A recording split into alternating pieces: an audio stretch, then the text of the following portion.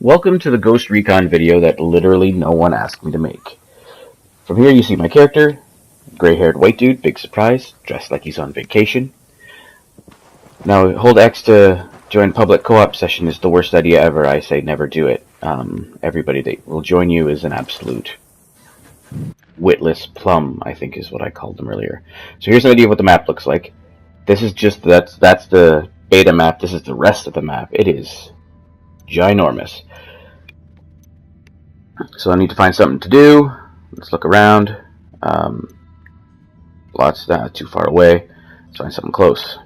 At this point, I'm done the demo or done the beta. I just wanted to make a short video, show everybody what's up. So, one of the complaints that I've read online or seen mentioned in other videos is that the vehicles appear or feel very cartoony or arcadey. I didn't find that to be an issue for me. I mean, this is a bouncy vehicle to begin with, a dirt bike, so I mean that's fine. But I liked that. I liked that it didn't feel real. If I wanted my vehicle to feel real, I would go and drive around my neighborhood in my car. That's no fun at all for anyone. One thing that did happen in the vehicles when I was playing with other people is instead of showing the animation of climbing into the vehicle, instead I would just the driver or whoever would just stand beside it, and then on their screen they're in it driving, and on somebody else's screen they're running along behind or beside it, or sometimes standing on the hood running in place. Let's get off this motorcycle. I've got my sniper rifle out. The movement seems strange sometimes, but I mean I didn't have a problem with it. I didn't seem particularly like, here you go, climb up. That's all relatively smooth. Jump over. Come on, there we go. Okay. There is no snap to cover system. It's just kind of like you go into cover when you're near it. Like, oh, there we go, I'm in cover. So now one of the first skills you get, tools, the drone. Drone can be used to tag enemies. You can upgrade it for more range, for better battery life. I've upgraded both for range and battery life. I also have upgraded it to noisemaker. So I find a group of enemies, I fly past them and around a corner and use the noisemaker, and it draws them in. And you can use sniper out there. A weapon with splash damage, like a grenade or something on them. That's the lieutenant there. He's the guy in charge of this outpost. If you can find him alone, and you can interrogate him and get information.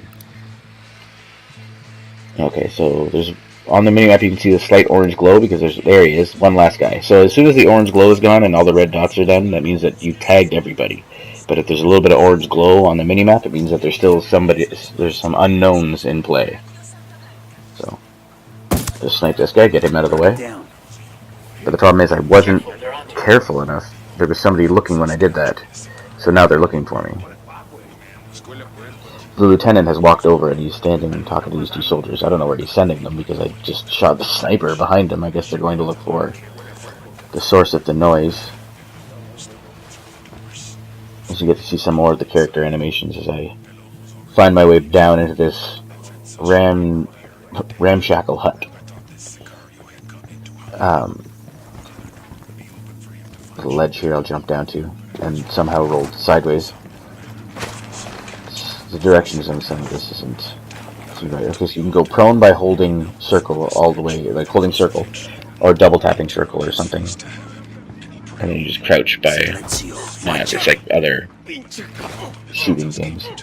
So you sneak up behind this guy and you can grab him. He's the only guy you can do that to. Anybody who's got intel. Now at this point in the game, I've already received all of my intel, so I'll just put him to sleep. Little bonk in the noggin. And then speak poorly accented Spanish to him. Anyway, so there's another skill called the, oh, never mind, actually this guy, I have to take care of him. Oh, he spotted me. I should probably get back. I walk into a barrel and make a ton of noise and it doesn't seem to phase him. But I'll go behind the building and take cover. So even though I'm hanging out, oh, he's looking the wrong way anyway, so good night. Then we gotta get the other guy, because there's one more guy. You can see him on the mini-map. He'll be... Oh, look, you can see me right now. Put him down. Lots. We're still good. So one of the other skills that you have is called sync shot. What you do is you line up a shot, and you tag the shot, and then one of the other ghosts will take that shot for you. Unfortunately, in the demo, you can only do it with one. I hope it's upgradable, because that would be neat if you could tag 3 guys and then shoot a 4th and have the other 3 ghosts take out the other guys. Have 4 guys go down at once, but in this it was just one. I thought I would line up a through and through for 2 guys, but did not work out. And then I took several shots. Oh, this guy's gonna see me. I don't want him to see me. Assholes know we're here. Stay quiet. So I'll try and hit him with the grenade. out. See where that lands. Somewhat. Startled him a little bit, but I didn't seem to take him out. So I'll take them both out manually. Best part, cock holster. This guy's gonna cost me a lot of ammo.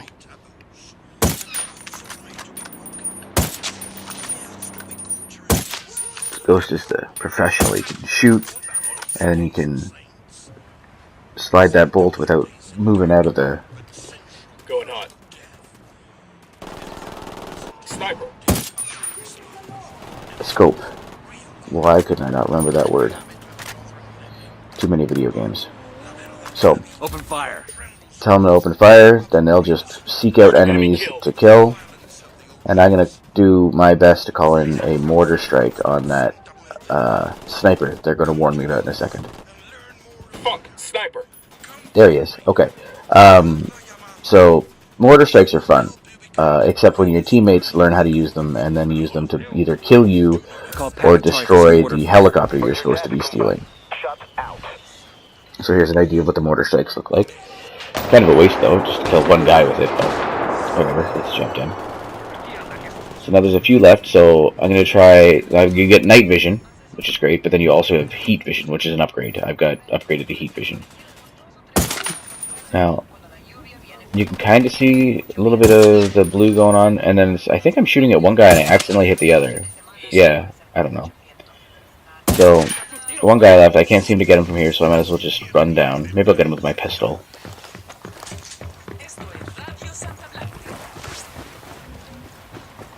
Because he can see me, but I don't get to him in time. One of the other ghosts get him. We're clear over here.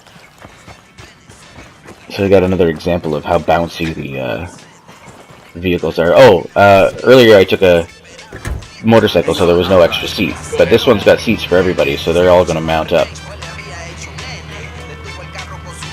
Eventually. Wherever that last guy is. Oh, maybe I'll just leave him behind.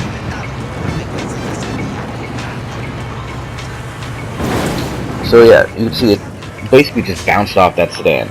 It's a huge piece of construction equipment, and it just bounced off that car. So I'll just push it around a little bit, see what happens. And then, well, let's do something else, because I'm bored of this. So I step out, and yeah, obviously they didn't really account for that, because those guys just kind of like flew out of the car like Superman and stood above it and then landed on the ground just fine. So now I can give you guys an idea of just how big and beautiful this game is. I'm going to go back to the outpost I just cleared, which will still be cleared. Eventually it does respawn, but right now it stays cleared for now. I'm going to go back and steal a helicopter and get up there. Now there's tons of dialogue about the stage of the game, and the ghosts just kind of talk to each other over the over the headsets. They got a lot of storyline stuff to talk about. Sandoval's dropping bodies, making sure shipments of cocaine end up on the street. The bad deed to the people you're supposed to be working. Vehicles are cool. You can get in one side and move to the other manually, like you get in with square and then press circle to move over to another seat. You can move in the cockpit, you can move seat to seat, and on the runners you can move seat to seat, but you can't move from runner to cockpit, which sucks if you've got a friend flying who then jumps out of the helicopter and you don't have a parachute. You're pretty much boned. but I have a parachute, so. As you see, as I get higher and higher. Fire. Oh, right. That's one of the other things. It's a one button attack for your team when you're in a vehicle.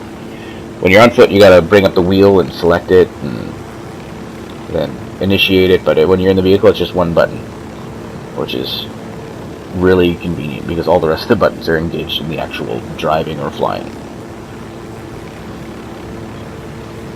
So as you can see, the game is pretty freaking big. Large map, good looking, despite the limited graphical capabilities of the PlayStation 4. So I want to see how high I am, so I gotta tag that and then look down at it and see.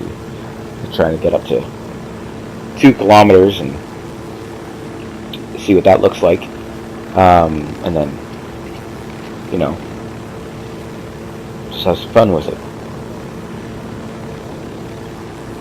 So all in all, my impressions of this game are positive. I enjoyed my time in it. I did play it for probably 12 hours straight. So here's more of the map as I fall from the sky. So likely I will get it, but I'm not gonna spring for one of the like special editions or whatever. I don't want to pre-purchase DLC that I'm likely not gonna play, or probably won't play, or maybe won't play. I don't know. Either way, I'll get the game, and then DLC will be a problem for future Jared. So, last but not least, character animations. One of the problems I have is the death. They seem to defy physics. So here you go. Good night.